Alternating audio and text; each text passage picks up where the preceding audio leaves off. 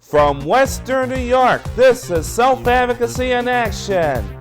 Today's special guest is from N.O.A.H, Shana Davis. Now here's the lucky leprechaun, Gwen Squire.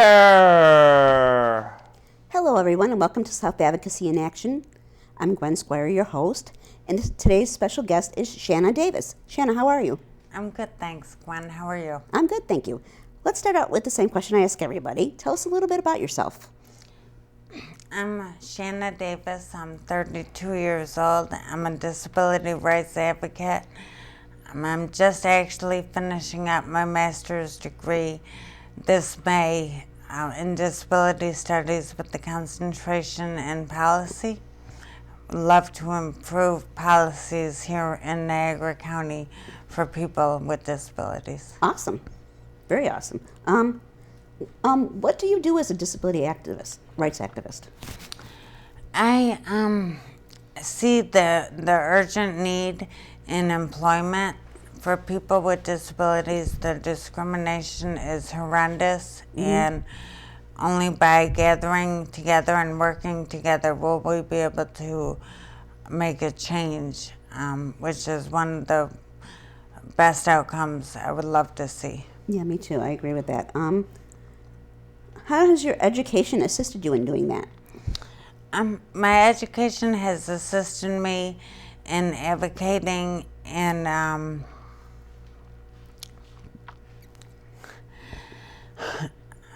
because I'm actually doing my grad project now on researching individuals with disabilities and conducting my research on specifically affirmative action in employment. Oh, okay. Pertaining to the differently abled population.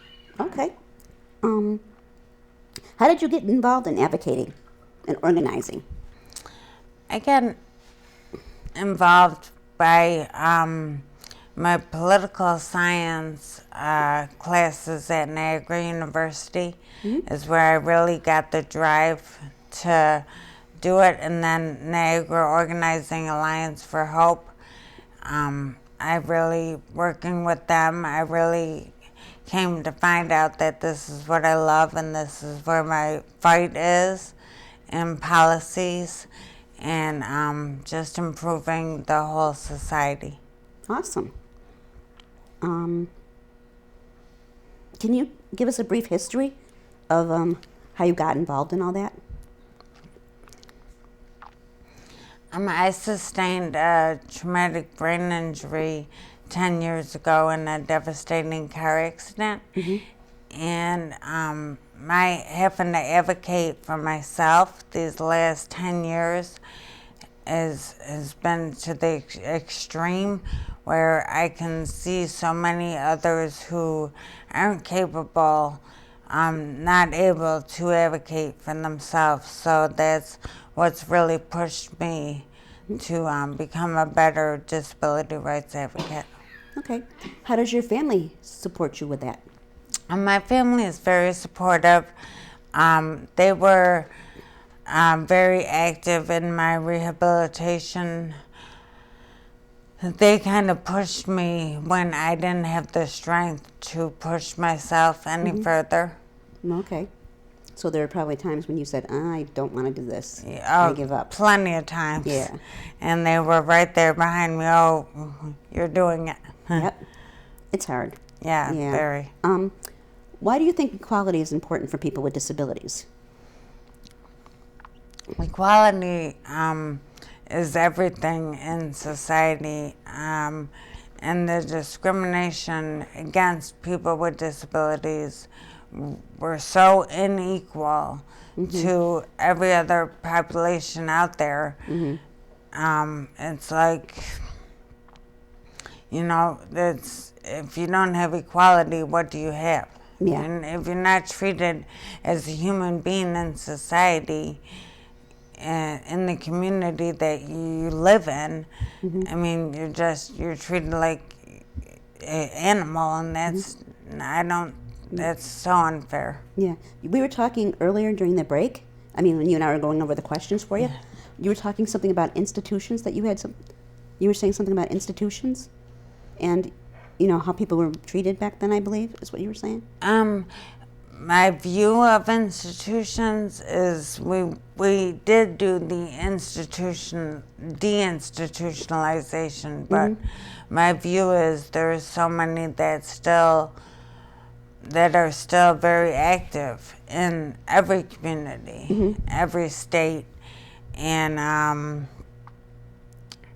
only by us gathering together will we be able to change that. I mean, why did we have deinstitutionalization? They have institutions everywhere now, just a lot nicer ones, but just because they look nicer doesn't mean the people are getting treated nicer or better. True. And it's still institutions one way or the other. Right. That's what it comes down to. True.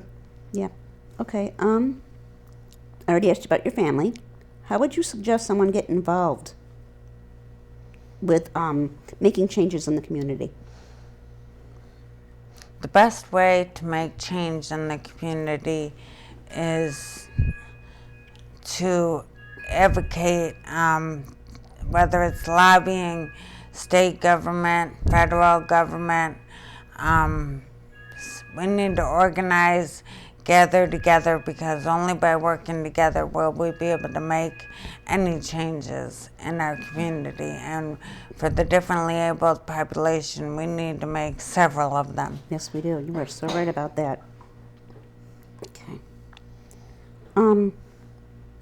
How has being involved in political issues helped you?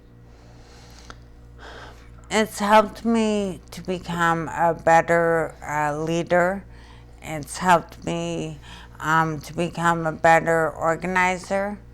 And it's also helped me see, what really matters in life. I mean, when you see people without the basic essentials that anybody has, it's heart-wrenching, I mean, and that's what really matters, and that's what we want to make a difference in society. Yeah.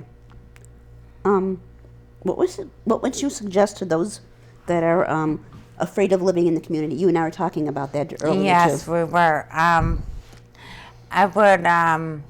would just tell them, to give it a try. I mean, don't say no before you even try it. I mean, some of these people, they've been raised in institutions, so they don't know any different. Right. But if they were to give it that opportunity for just that short period, a trial basis, I'm like 99% positive that they would absolutely love it and never, ever go back to the institution. Now, do you mind if I ask, do you live on your own?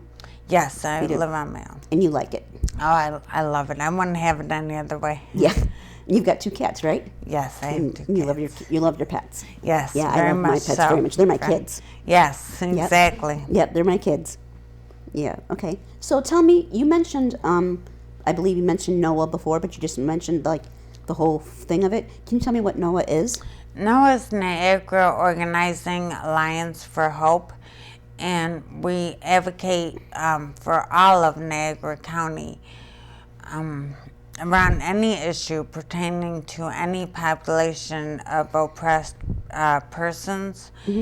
And we hold public forums to, meet with the legislatures to express our concerns and make a difference. That's very cool. I've never even heard of them before. Oh, yeah. It's very cool.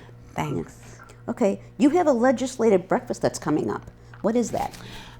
The legislative breakfast that I'm chairing is specifically aimed at gathering the legislators there, the local, state, and on the federal level as well.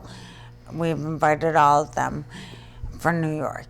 And we want to gather them there so that our population, people with disabilities, can express our concerns about the employment, mainly about the employment discrimination and why we need affirmative action enacted. I'm calling for an amendment to be made to the Americans with Disabilities Act, stating that all employers, unless the ones with maybe less than 10 or 15 employees, but everybody else, whether it's private, public, employer, have to have affirmative action. They have to seek a certain number of people with disabilities to work there. That would be awesome. Because I've had problems getting jobs because of my disability. The discrimination that I have felt myself on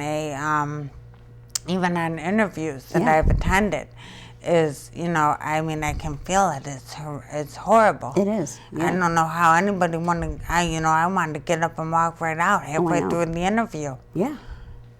Yeah. Okay. Can you give us some information about the breakfast, when it's going to be? Yes. The legislative breakfast is going to be on Friday, May 9th from 10 a.m. until noon, and it's going to be at 100 Church Street in Youngstown, zip code 14174. And I would love for everybody to come. Everybody is welcome to come. And the more we gather and work together with their local, state, and federal legislators, we can strive together to make that difference in society for a just community. Does it cost anything to go? No, it's a free event. Okay. We'll have a nice spread for breakfast, and then we will pertain to the speakers speaking about why we need it. Awesome. Okay. I would just whip through all of our questions, but let's see. What did I want to talk about? You know how you said you're going to be traveling soon? I believe you said you're going to go to California. Oh, yes. As I mentioned in the beginning, I will be going to California for graduation May 2nd. Awesome. Thank you. For disability studies with a concentration in policy. It will be my master's degree. And I'm so relieved that it's almost that time. It's over almost. Yeah. Yes. Me too, I was. Yep. Yeah, so I'm looking forward to that, and the disability studies has just given me a broad spectrum of understanding all disabilities, and that's why I say affirmative action for all people with disabilities, because we're not going to single out, Are you going to fly? Yes, I'm going to fly. Do you find it difficult to get around flying? No. No? I was just curious because for myself, I have to think of where am I going to put where are they going to put the chair? I have to transfer into a different chair and stuff like that. So I was just curious if you had any difficulties dealing with, certain things like that. Yes. Yeah, so that's good. And you really like your studies, what you were doing. Oh, I love the disability studies program, and the concentration in policy is what's really going to help in my public life. Yeah. Oh, I know what I wanted to ask you. Are you involved with any other organizations besides N.O.A.H? No. No? Not right now. N.O.A.H. You're too busy now. Right. Yes. Yes, much too busy. Conducting the research, writing up, analyzing the results. Oh, I know. Submitted for publication at the end, too. Yep. But it's very nice because N.O.A.H and Voice Buffalo work very closely together. Yeah. Yes. Yes. So what is Voice Buffalo again? Voice Buffalo is the exact same as N.O.A.H, but it's just in Buffalo. Gotcha. Okay. All right. Let's see. So you mentioned that you live on your own, and do you have anything that you like to do when you actually do have some free time? Yes, when I do have free time, I love spending time with my boyfriend. Okay.